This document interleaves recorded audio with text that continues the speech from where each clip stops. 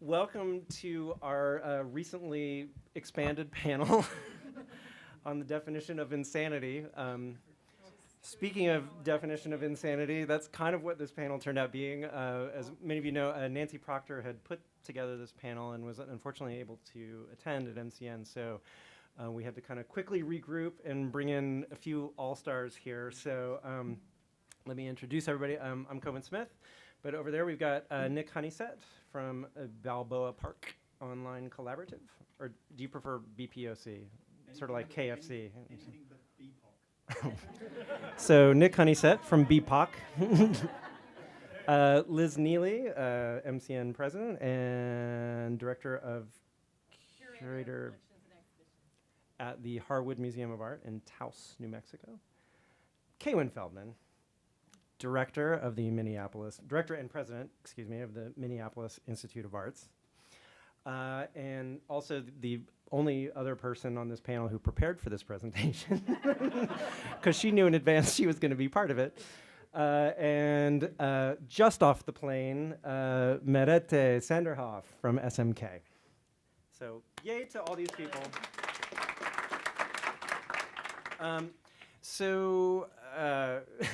As I said when we were preparing for this panel, we wanted to do sort of minimum preparation and maximum impact. So the idea here is we are trying to kind of maximize discussion, and I know from having talked to many of you that this is a topic that's really interesting to a lot of people. So I'm expecting you, the audience, to do most of the heavy lifting for us during this panel. So, about that definition of insanity. This panel came out of a discussion that Nancy and Kaywin and I had, I guess at AEM, I think, about sort of our concern with the brittleness of existing museum business models and concern for the kind of long-term future of the museum and whether we can sort of continue as we are now with existing business models and how long those will play out before we're in serious trouble, and some of us already are, of course. And so we decided that what we wanted to do was see if we could kind of attack this question from a number of different angles. Looking at markets, looking at products, looking at licensing models, all kinds of things. And so what we have here is, over the course of the next hour, each panelist here is going to kind of address a different aspect of this issue of museum business models and kind of where they're going. And so first up will be Kaywin Feldman.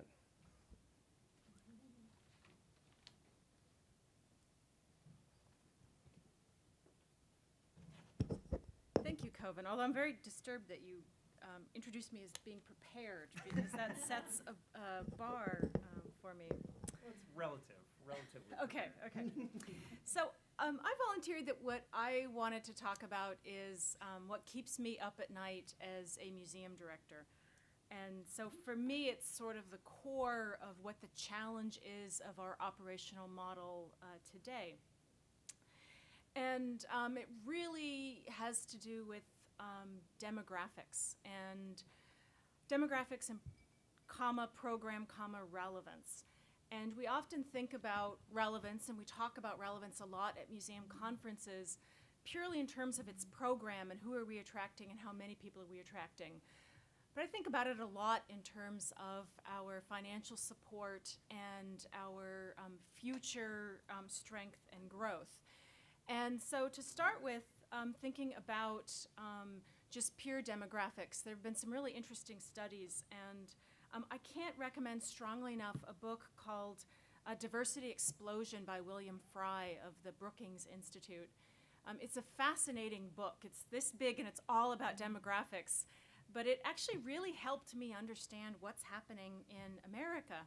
And I have to also say that Fry is terribly optimistic about what's happening in America. So it's also really exciting to read a book on demographics that shows this huge age of opportunity that we have ahead of us. And of course, one of the big points, and you've all heard this many times, is that by 2043, we will be a minority-majority population. And the need for change comes from the very combination of words, minority-majority. You know, it's ridiculous, although we haven't come up with a new phrase yet for minority-majority. But by 2043, we'll, or right around there, be minority-majority. And Fry notes that in 2011, it was the first time that more minority babies were born in America than white babies. And 3 years from now, most Americans under 18 will be minorities of one form or another. And then 10 years from now, most people under 30 will be a minority of one form or another. Fry also makes the point that our whole understanding of diversity is changing, and that the largest growth in diverse populations is coming from Asians, Latinos, and mixed race populations. So you can see on the screen here what those changes are, from the -6 in terms of growth for a white population, all the way to almost 200% increase in mixed race populations. Then the other interesting part of all of that is that over 70% of people who are aged 50 and older are white. And the new census shows that of this white population that it's growing now. You might know there's this huge bubble that's coming up with the boomers aging. So this huge bubble of an older white audience that's going to decline after 2025. So we've got this bubble, and then things really, really change. And Bill Fry makes the point in his books that these audiences actually have different interests and needs, and how often the aging white population advocates for cheap drugs, pensions, and elder care, while the younger new population wants new schools, funded daycare, and a living wage. And so balancing out these needs, I'd also argue that from their museums and community organizations and arts organizations, these audiences also have different needs. And so this slide, I think, really says it all, and it takes a moment to digest. But you can see here, look at this line here. This is for people who are 85 and older. And you can see that within that population, 85% of it is white. Now that's a population that grew up with most of the population being white, and the people who were older than them, who are no longer with us, most of whom were white. Look at this under 5, where you can see how diverse that population is. So those kids are growing up with an America that looks very different. So you have these two audiences. I've just been talking about racial demographics here, but I can also, of course, talk about the differences of ages. And I know we've all been to lots of conferences talking about millennials and how, born digital natives and what their needs and expectations are, how differently they behave from an older audience.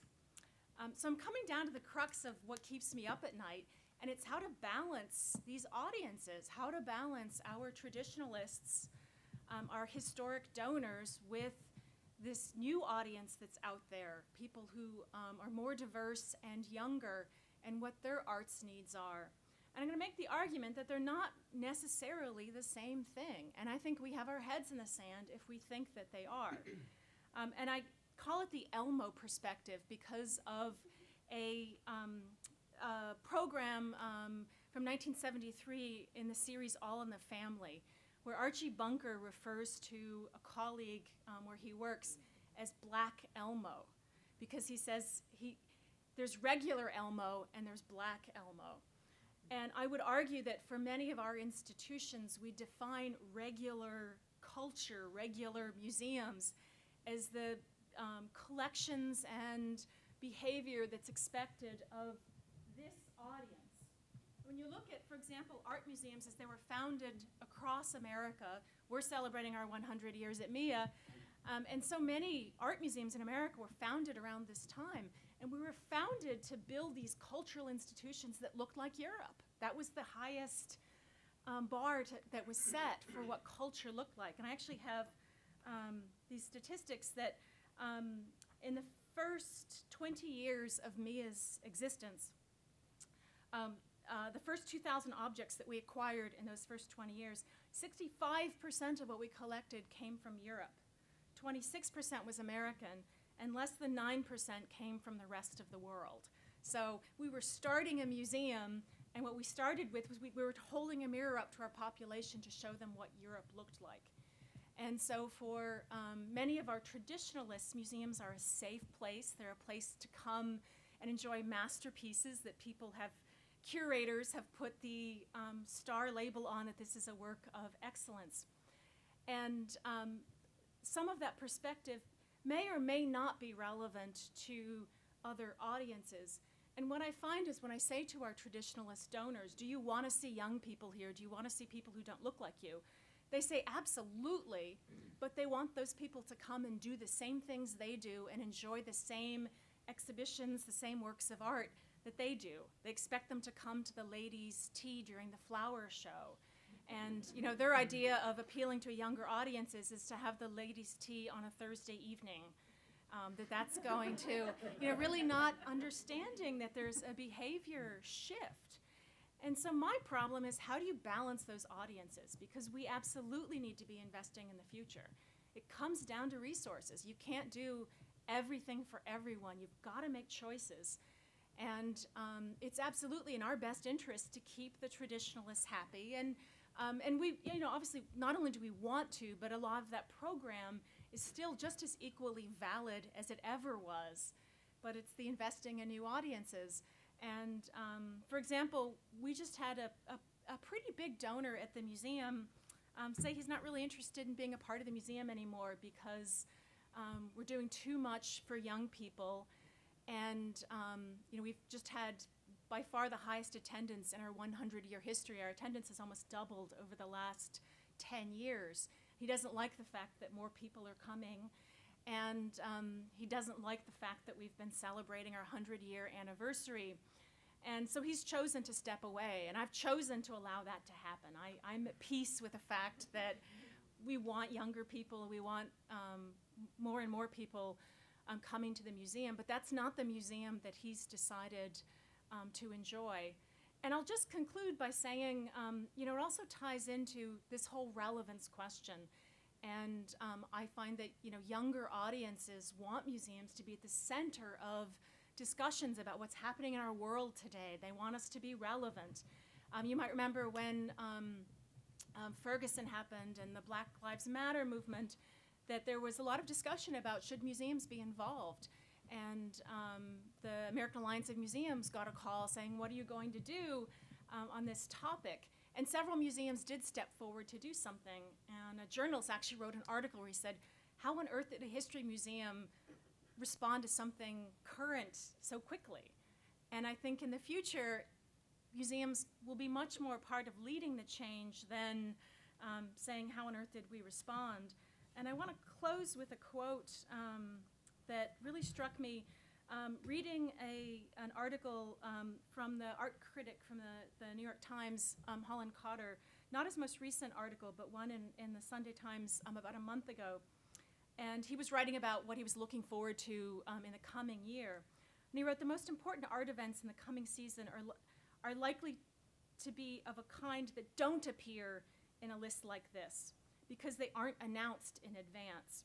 Their medium is surprise. I hope this year they'll include guerrilla actions by groups like Gulf Labor and Black Lives Matter aimed at shaking up a politically torpid art industry. I fear they'll include further assaults by ISIS on art itself. Constructive or destructive, these examples of politically motivated activism have one thing in common. They acknowledge, as our corporate-minded museums and art schools don't, that art is more than just market fodder. It is or can be a moral force. And if I went back to many of our traditionalist donors and asked them, should our art museum be a moral force? Should we be taking a stand on issues that the community is talking about? They would say no. We should be a very safe, protected and expected environment.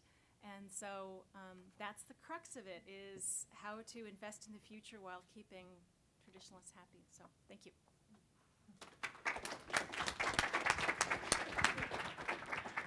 Sure, Kaywin, let's start with the hard stuff. Diversity Explosion by William Fry. See, and you were prepared. You had like notes and everything. Typed notes. Kaywin, I wonder if you might. I'm really interested in this issue of your donor basically backing out and saying this. This is not my museum anymore, and I'm particularly interested in that question as regards smaller museums where we're talking about a significantly smaller donor base, where you might be in a position where a director has to make a decision between, okay, we got to let this donor go, but this donor represents X amount of our operating revenue or gifts that we receive. I wonder if you could talk a little bit about sort of how you see, because this is undoubtedly a decision that a lot of museums, especially smaller museums, are going to be facing over the next several years. I wonder if you could talk a little bit about how you imagine navigating exactly that issue there. Definitely, that's the hugely challenging question. And I find that, Minneapolis, many of our institutions have the benefit of some remarkable donors. For us at MIA, it's been Bruce Dayton, who's been very generous to the museum for the last 74 years. And people keep saying to me, what are you going to do? What are you doing to produce more Bruces so that when Bruce is no longer here? And I think it's completely wrong to assume that we're still going to have these sort of golden age Maecenases who support our institutions. I believe the future of support for museums is more dollars from more people. And it goes back to, I won't talk about this because this is a whole other conversation, but I'm one of those who doesn't believe in the museum membership model of just ask everybody for $60 a year, and then if you're really lucky, they'll do $75 after 10 years. I think that those $60 donors could probably be giving us $500 or $800 a year.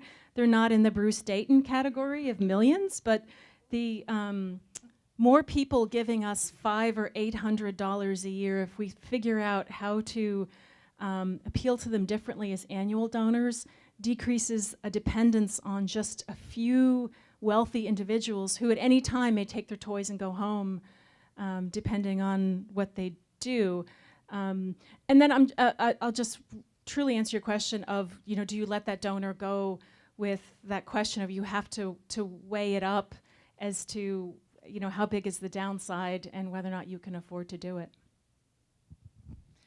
It was interesting to hear your concerns about this because I'm from Europe and Denmark, and we're this welfare state, and we have a lot of government funding, but we're also seeing now more and more cuts in our government budgets, and more having to rely on private funding. But what we are also considering, because we don't have so many private donors, but we have a lot of sort of philanthropic funds, and we are trying to strike a balance where we stay true to ourselves and not let the private foundations decide how we run the museum. And I think it's wonderful to hear that you stood up to this donor who wanted to decide that you can't have young people and you can't have a growth in who comes to the museum.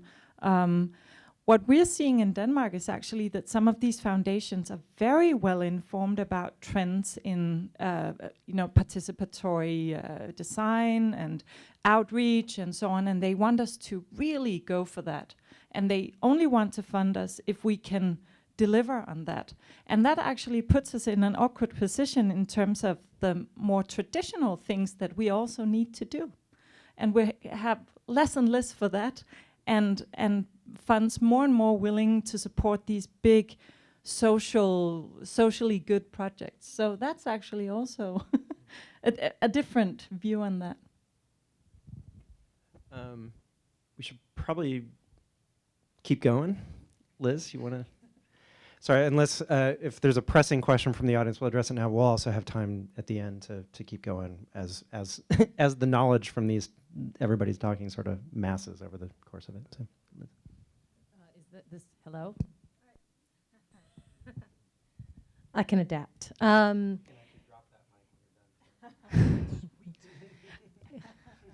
It's late in the afternoon. This is just gonna.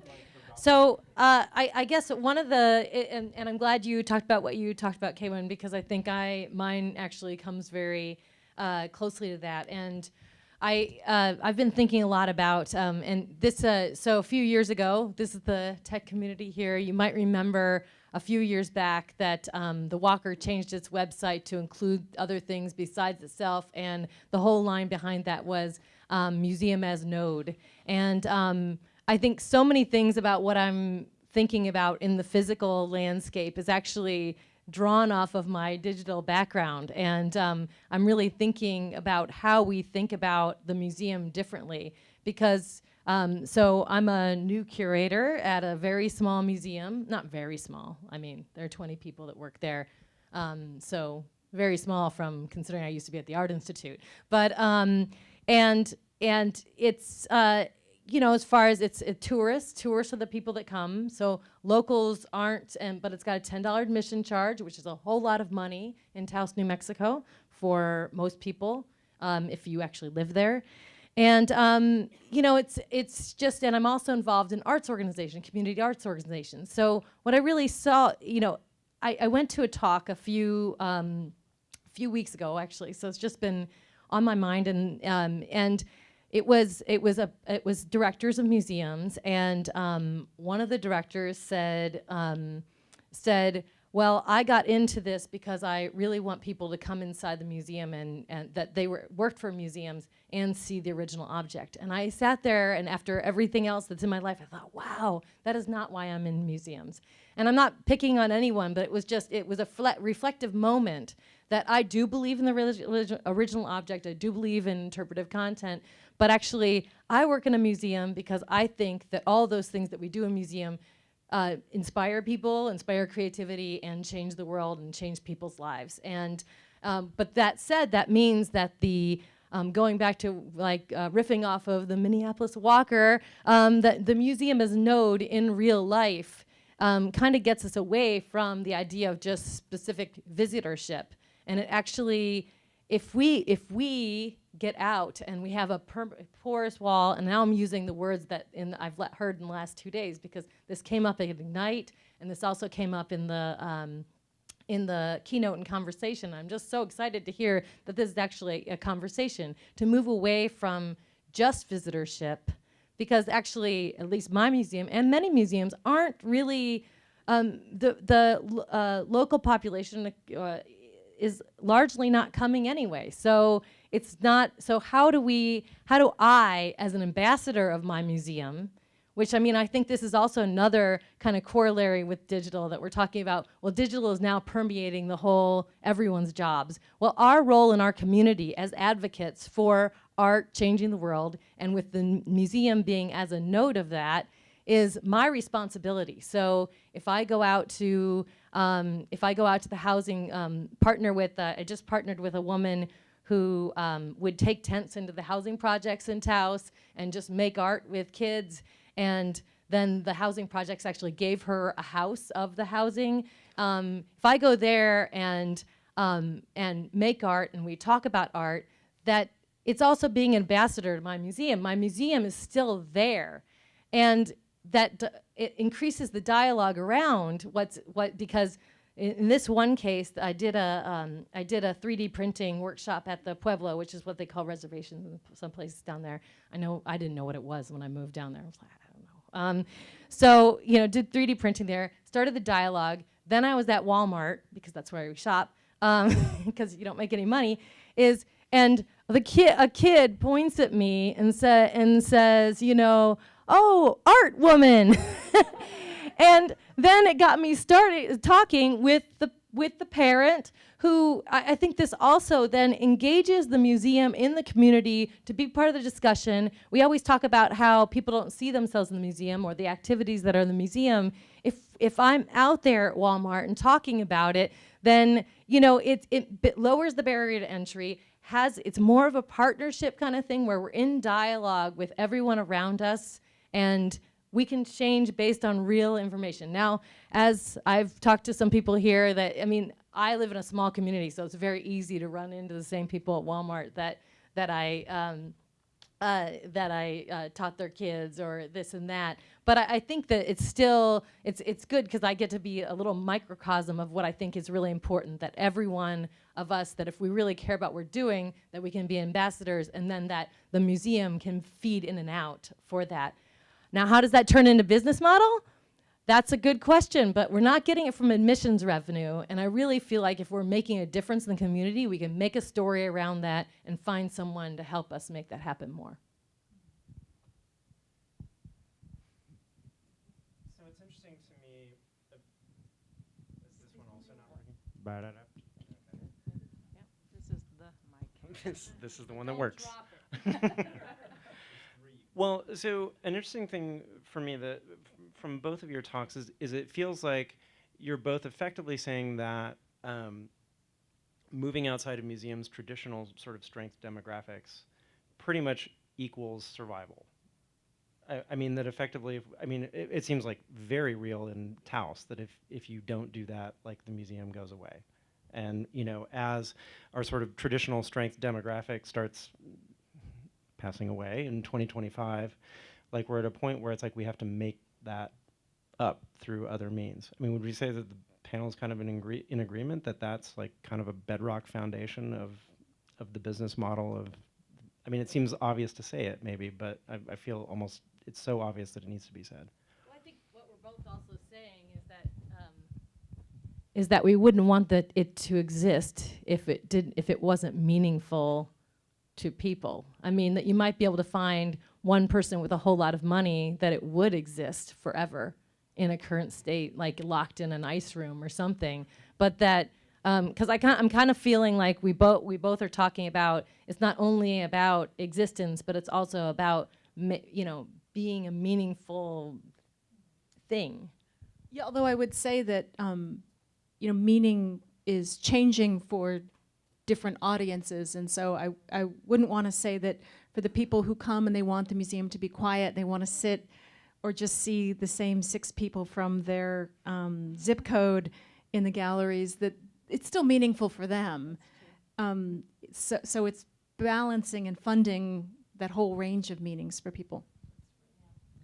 Yeah, just wanted to add that one of the great things about digitizing our collections is that it's an opportunity to create new kinds of meaningfulness with the assets we have, because the collections can just go out of the museum and be tools in the hands of people.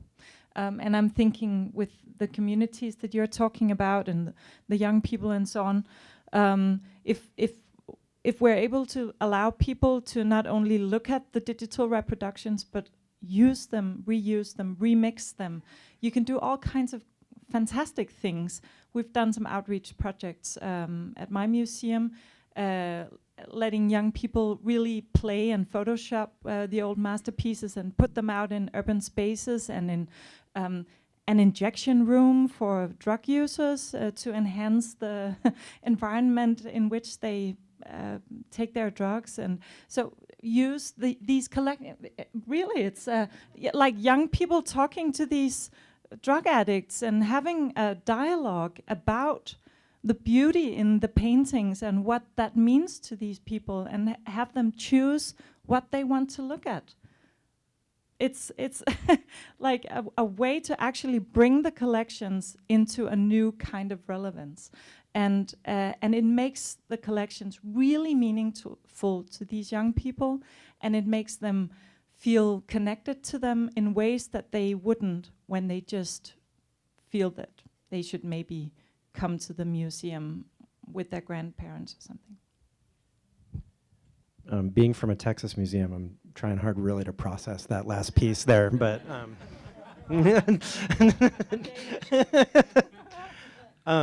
would you have questions from the audience on this? We're getting into more sort of community engagement and a little outside of the actual sort of business model. That's okay, but I might call foul if we get too far in that. Yeah. Front row, here. Does this mic work too? There is another mic in there. Hello, hello. Did it? Oh, hey. Hello. Well, Hatham Eid from Southern University at New Orleans. It's really exciting to hear all the perspective. But I would like to start by having maybe a broader context to what business model is.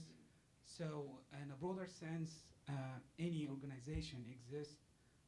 There are two different business models. Either they exist to make profit, enterprise, or nonprofit. However, in the past few years, it became even harder for nonprofit organization to operate because lower money are there and many organizations, compete for less money. So for museums, this is very difficult. So people now talking about a new model, a hybrid model between the nonprofit model and the for-profit model, which is, they call it social enterprise. So it's enterprise that exists to achieve social goals. Within this context, you'll have, as a social enterprise organization, you have two bottom lines. In the business sector, it's one bottom line, which is profit. In nonprofit business model, it's one bottom line, which is social impact, social value. As a social enterprise, you have two bottom lines, making money and having social impact. So I expect, and I see museums moving towards the hybrid model. Sometimes they like it, sometimes they don't, but this is reality. And it's not new to us, actually, because forever museums have had stores, museum stores.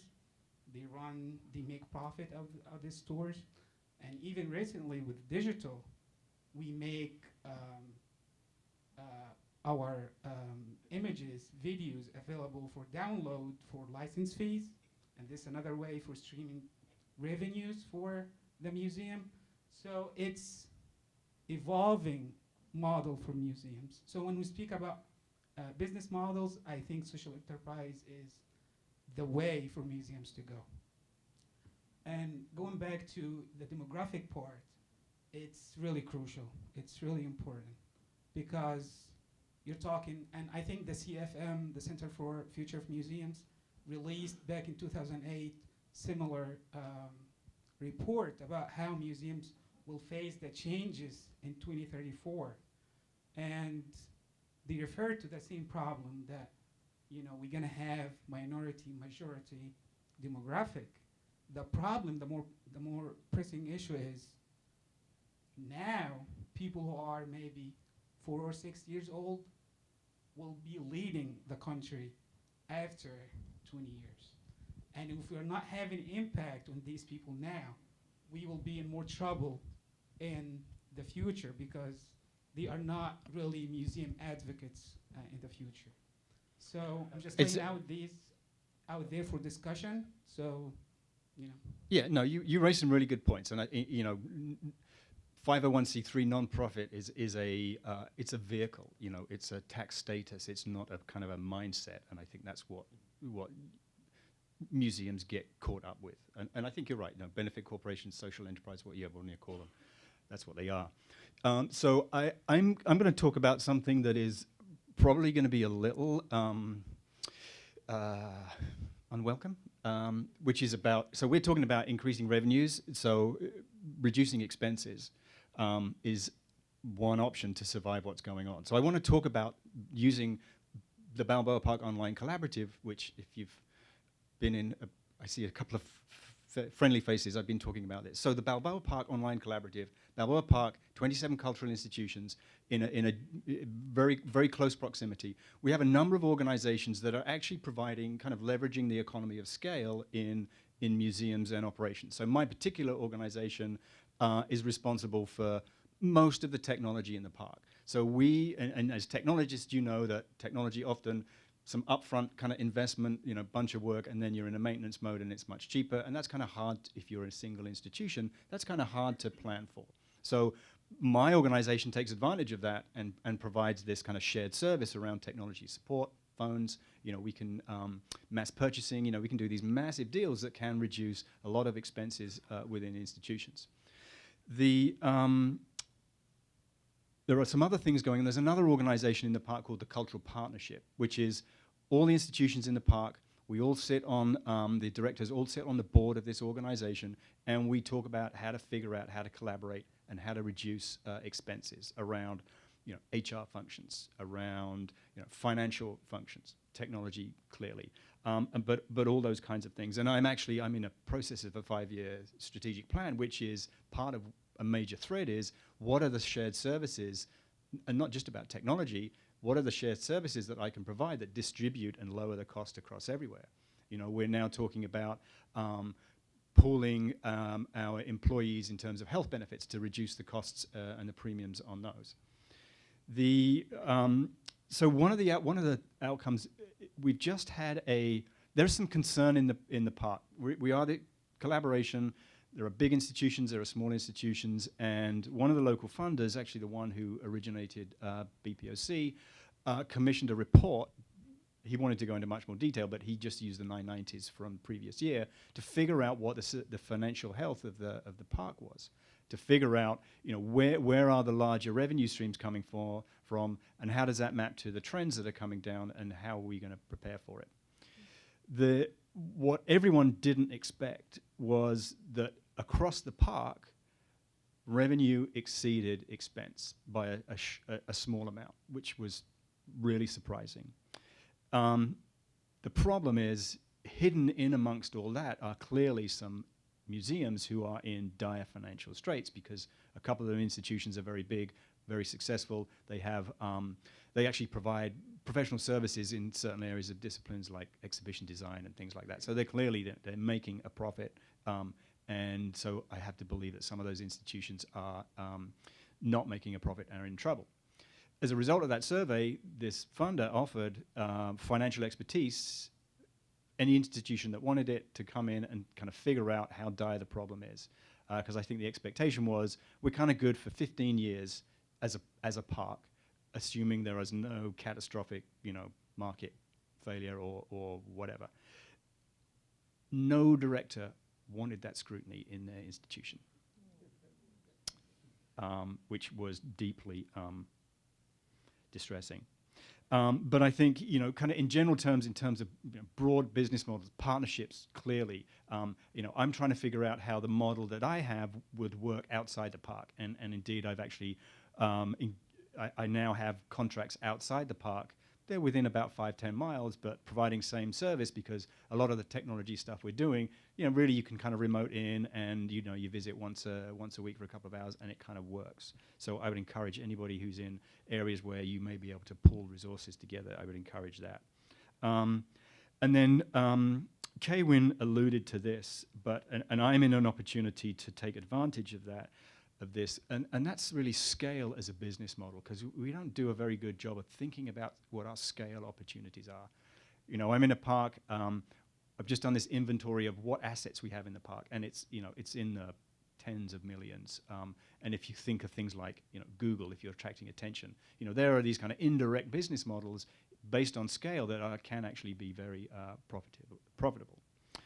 I think that's all I wanted to say, but mostly reducing expenses is the low-hanging fruit in this kind of thing, and the way that we're clearly, no one wants to talk about that because it may be about getting rid of positions, but the approach we're having in the park is we're looking around and saying, okay, who's got HR functions in their institution, and then just point everybody at that person and say, that person gets, some of their salary gets offset, each of us tip in some money to offset that salary, and then everybody takes advantage of that. That's me. Nick,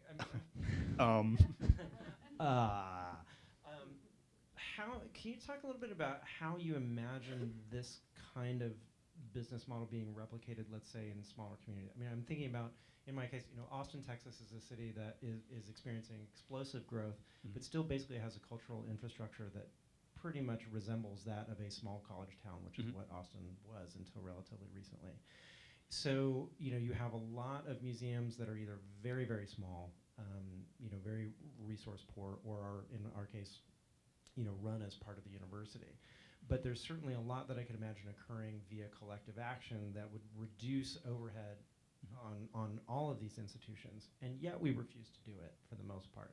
But so I wonder, I mean, based on what you've seen occur at BPOC or not occur, I mean, do you think this is a replicable model? And if so, how would that work? What would that look like? So the two things. One is, so this cultural partnership organization meets once a month. So we all sit in front of each other and we talk about this stuff. And I think that's really crucial, because if you haven't got that physical connection, if you're not looking across the table at somebody, I don't think collaboration is going to work. I think, it's a hard conversation, and I think you need a win to demonstrate that it can work. So we have, and the first major one was what's called an Explorer Pass. Single ticket gets you into the whole, any institution in the park, and it's purely based, which is actually a flaw, and we need to address it. It's based on, so everybody can sell this kind of Uber Pass. You get a small amount of kind of extra for selling it. There's an administrative cut, and then depending on how many museums are visited, it's just kind of divvied up percentage-wise. The problem is that the big institutions are the ones that lose out, and the small institutions are the ones that gain. So small institutions gaining at the expense of large institutions, and now there's already some talk about the bigger institutions kind of going into somebody's going to pay less for a ticket to 3 big institutions than they are going to pay for a ticket to more institutions. So quick win to demonstrate it can work, and you've got to have face-to-face. Well, and so in our case, in the city of Austin, the big institutions are also small institutions. So, I mean, if I were a director, I would look at that and I would say, okay, why in a million years would we do this? We lose all over. Yeah, I mean, I really well. So fair enough. Okay. So, but I think the way, and we're starting to see, it's amazing to me that more nonprofits aren't failing. I mean, really, in all honesty, it's amazing that I don't see on a daily basis. Given the financial state, and I'm really surprised that a museum in the park has not failed. But I think when that happens, that will get everyone's attention, and I think that I'm certainly looking, and there's conversations about if that happens, kind of galvanizing, truly galvanizing the troops to get that done. The other thing I'll say is, and I'm not casting aspersions on all directors in the room, but I think how I interpret this rejection of the offer of financial services and help is all the directors, most of them are senior, and I think they think it's next guy's problem. That was my next question. Yeah. I really believe that is true, and I worry about these massive capital campaigns, these kind of big showy things, and then director drops the mic, I'm out, and you guys clean up and figure out how to support that. Well, so that actually brings up an issue which was sort of not part of our of our quote unquote preparation for this panel. But I wonder if there's an aspect of this, the sort of lack of scrutiny that is related to the fact that director tenures are so much shorter than they once were. I mean, used to be so much more common that a director would, pretty much get in that position and be there for 30, 40 years.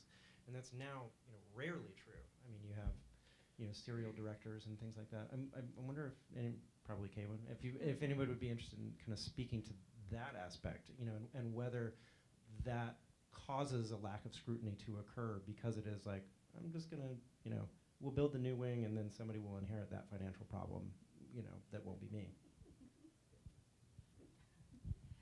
I do think that's part of an issue, and I know a director who is arguing for a capital campaign at their institution using the excuse that I'm getting bored, and I think that this is what we need to do to keep me entertained, and if the board wants to keep me, we need to do this campaign. But and capital campaigns and buildings are another topic. But when I arrived in Minneapolis 8 years ago, so not a short time ago, the museum had just done a $100 million campaign and built a building, and the assumption was that our attendance would double.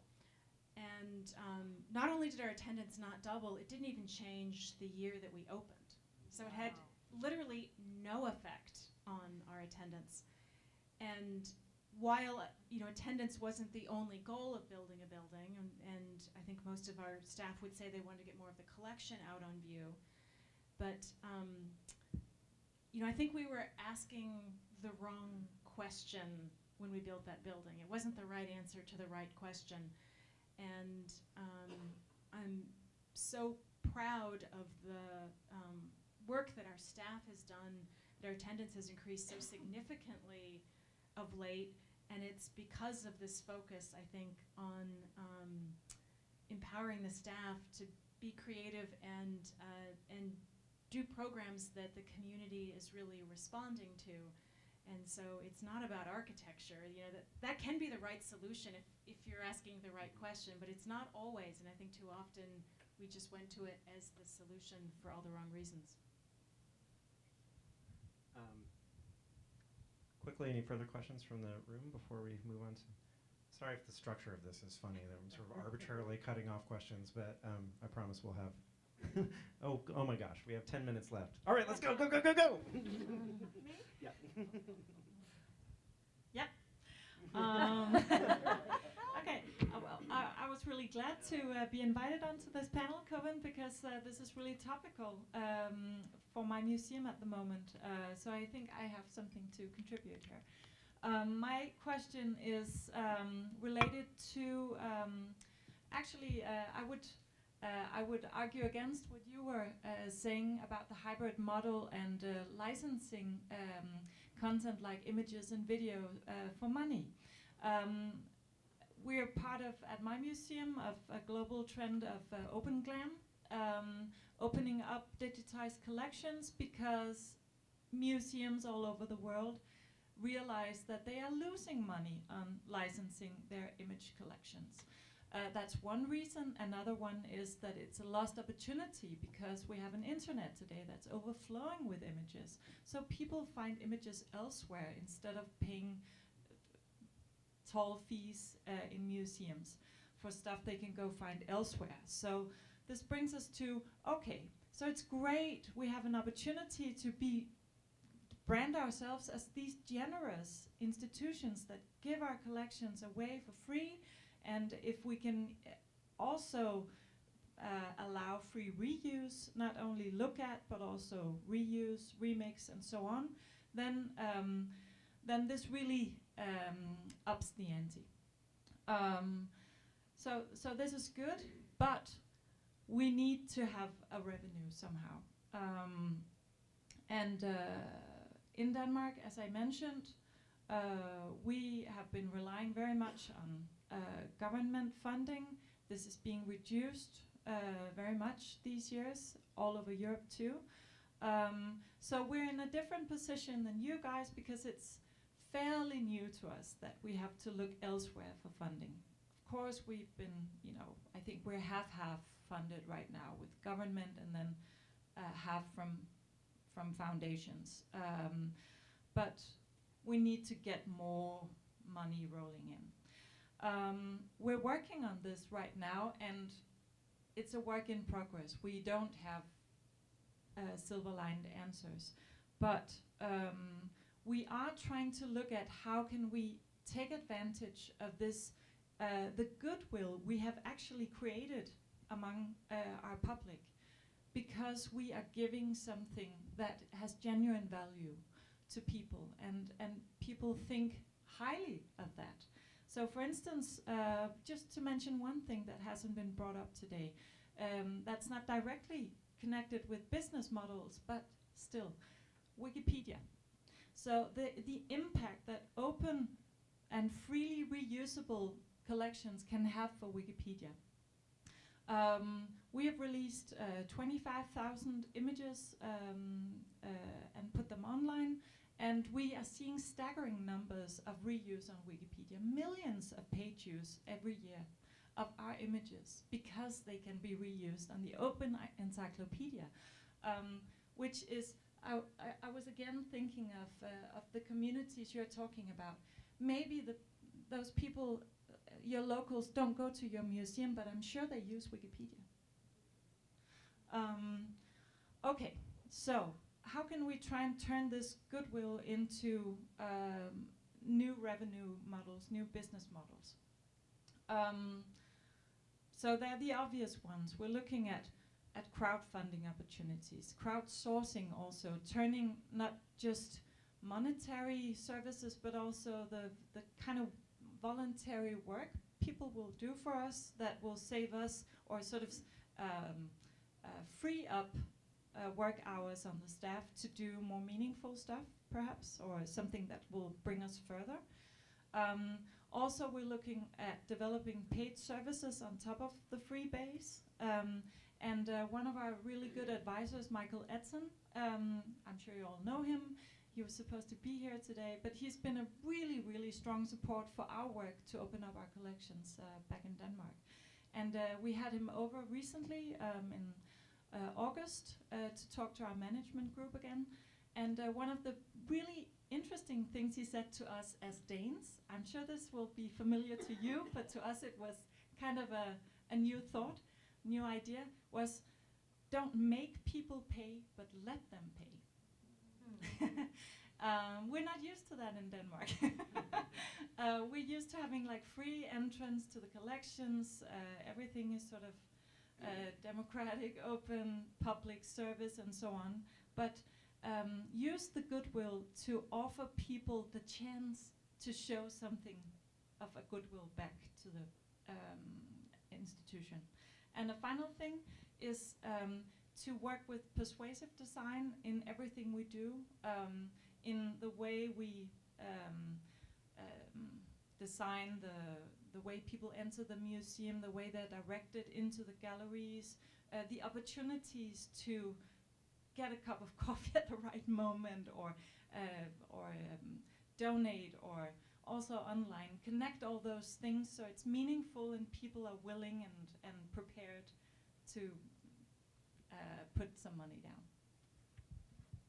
Actually, I wonder if I could ask Don to talk a little bit about the Media Lab model, because one thing that's interesting to me about this is that I think, you know, for a long time the idea of sort of open licensing of content has remained a sort of good thing for museums to do, you know, but it's been unclear what the actual sort of impact on the museum's bottom line would really look like. And what's interesting to me about the Media Lab model that Don kind of put together at the Metropolitan Museum of Art is that, you know, they're starting to do, you know, kind of public-private partnerships and partnerships.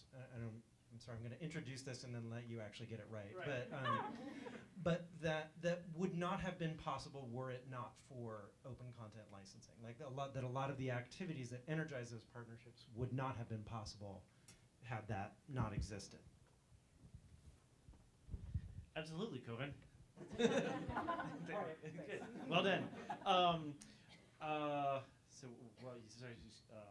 It's funny because everything you said was going to be my lead-up question, which would have made me sound really smart.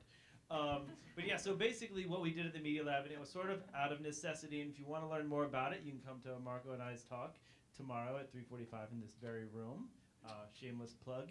But yeah, so the way the lab started is we recognized that we weren't going to get lots of permission for every single thing we needed to do, so we needed to work with content that was mostly open, and we addressed the kind of activities that anybody could do while coming in to the galleries, and we focused on that kind of engagement with digital creatives who are creating new types of experiences and content that might not make sense for the museum to do, but could potentially fuel other types of business models. So I don't know if this is an answer to the situation in terms of generating revenue business models for museums, but I am really interested in those business models of NMOs, non-museum organizations, that are building as a core part of their business model the fact that museums exist and are giving away content or allowing free admission, and they are building their own economic models there.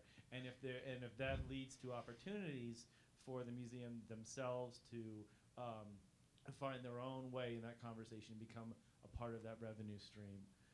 Because what we did in the lab was about using this content, engaging with new technology, and through these prototypes, developing relationships with these private companies and technology companies that could potentially turn into donors and other sort of traditional museum supporters. I think you raise a really good point, Don, about look at Museum Hack. As a public-private partnership, so if you're That was my question. I'm sorry, but look. No, it's fine. Just go. Just Okay. go. It's fine. But a company that can come in, and this is why we need to encourage public-private partnerships, because these guys, having a bottom line is a great discipline, and these guys know, they're in it to make money, and if they spot an opportunity, then you should let them in, because it's not just about the fact that Museum Hack can come into the Met and sell for money, sell something that the Met is giving away for free, but then partner with those people, bring them in, welcome them in, and figure out how to upsell, whatever it is, get, increase merchandise, whatever those, you've got to think like a business. Well, and that to me, is sort of, and as many people in this room know, I have a lot of issues with the branding of Museum Hack. I'm not, but the idea of Museum Hack itself. I'm sorry, do people in this room know what we're talking about when we say Museum Hack? Sorry about that. So Museum Hack is a small startup company based in New York that developed their initial business model on doing what they called sort of premium tours at the Met. Experiences is sort of the way they defined it. And what's interesting, when you talk to the head of Museum Hack, Nick Gray, who said, no, we are offering a premium experience. He emphasizes this word premium a lot. And what's interesting to me about that is that what they are finding, and we'll see whether their business model remains sustainable over time or not, but what's interesting is that people are willing to pay a significant premium. This is not an insignificant cost for something that they could be getting for free through the museum. And it's like you can get into the Met for free. Most of the tours are free, and instead people are choosing to pay $65, $85, $100. And what's interesting to me is what that tells us about the shift in what people are starting to value and what they're looking for from museums. Because I think we still operate as if we are kind of like in charge of that experience. We're in charge of the information, and that our value is determined based on that. And what's interesting is, this is sort of what Clayton Christensen calls the transition from a not good enough world to a good enough world, where once people have everything they need, they have the information that they need, which we used to provide, now they start looking for something else. And I think what is interesting to me about Museum Hack is that I think it might be demonstrative of a more significant change in what people value. And the question for me then is, one, are museums as a sort of ecosystem robust enough to sustain, I like that sort of NMOs idea. I've never heard that before. I don't know if you just made that up now. That's pretty good. These if the ecosystem is sort of rich and robust enough to support these other NMOs or not, and if not, is this a charge that museums should be taking on? Like, if our community can't support a startup like Museum Hack that does all these great things or something else, does it then become the museum's job to do that, or is it just something that doesn't get done? And with that, we're out of time. Don had a question. I wanted to add one more bit of food for thought on the topic of Museum Hack, because as I understand it, that's not even their bread and butter anymore. Right. That's not where they make their money. Yep. They make their money with these corporate, team building events, right? And again, why can't museums be competing with them on the same turf? Like, we know all about our collection. We know all about education and programming. We could be doing this stuff too. There's like other ways to upsell what we offer. So why aren't we? Not my problem anymore. Well, I mean, I think I think a legitimate question is, should we? I mean, it's not a matter of like, are we or are we not? I think it's like, maybe that isn't an activity that we should take on. Because part of it is like the way that museums take on activities like that is they build departments around it. Right. And here's and the problem is like, okay, so let's say in 2 years, like those kind of corporate events, nobody's doing them anymore, and we've got this humongous brawny department that's designed to do that, and now we're in a bad way, right? So we're leaving it on a weird note, and I really apologize. We do have to. Please feel free to hang out, and we'll talk afterwards. But we do have to wrap this up so that the next presentation can get in here. I want to give extra special thanks to all the panelists who came in and basically put this together very much at the last minute. I really appreciate it, and thank you everyone in the room for hanging in there. I'm sorry that we didn't get to the questions that we would have liked to, and there are people that I really am interested in talking to about some of this. But anyway, thank you very much, and go forth, and we'll see you at the reception tonight.